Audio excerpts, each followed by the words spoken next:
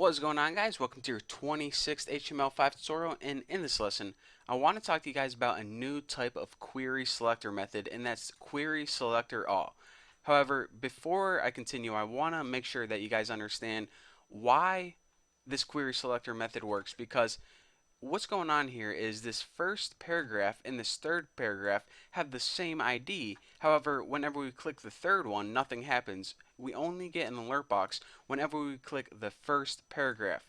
And the reason behind that is because this query selector method right here, it only can return one single element. So even though there are more than one element with the ID of tuna, this method is limited to one element only. So what if we were making a program where we actually wanted to return all of the elements with the ID of tuna? Well, in that case, what we need to do is we would need to make a method called, and let me go ahead and delete all this, querySelectorAll. And what this does is it returns an array or a list of whatever we type inside it.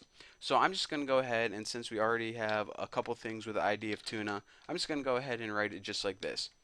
Now, this, I know I didn't tell you guys, but you can pretty much write any CSS selector in here. For example, if you wanted to turn all the stuff in the class Bucky, if you had like 5 different things that belong to the class Bucky, you would write it like that. But since we have a couple things in the ID of tuna, I'm just going to write it just like this. So like I said, this query selector all method, what it does is it basically returns to you a list or an array. So we're saying, okay, call this method and return to us an array, but we aren't doing anything with it, not yet. One thing we can do with it is we can store it in a variable, and I'm just going to name my variable list so it's easy to follow along with. And now what we can do is this list now contains this method, or excuse me, this paragraph and this paragraph. So then we can index each element in that array just by using the index number. And remember, whenever you're working with an array, they always start out at 0. So if you have 2 items in it, this would be the 0th element and this would be the 1 element. So if you write list 1, it's going to refer to that second element in the list.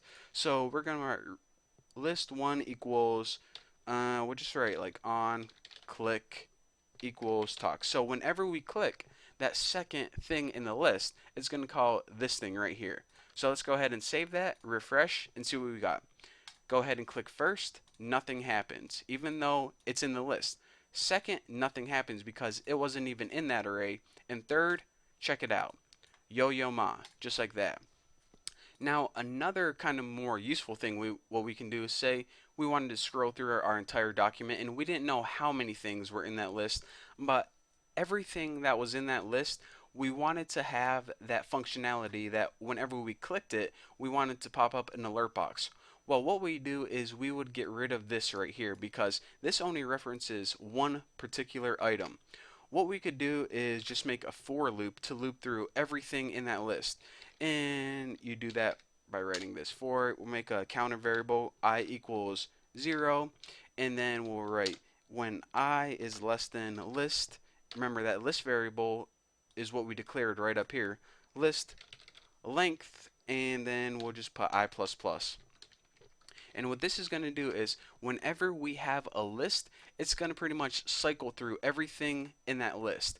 And now we can apply that list, and instead of putting a numerical value in here to reference a single element, we can just write I in there, and it's going to reference all of those elements. It's going to loop through it.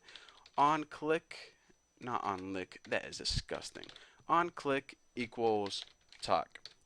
Now again, what it's going to do is say we have 5 different things in our list. The very first time this cycles through, it's going to go list 0 on click equals talk, list 1 on click equals talk, list 2, 3, and 4 on click equals talk. So then all of those elements get the functionality that whenever we click them, it calls this function right here.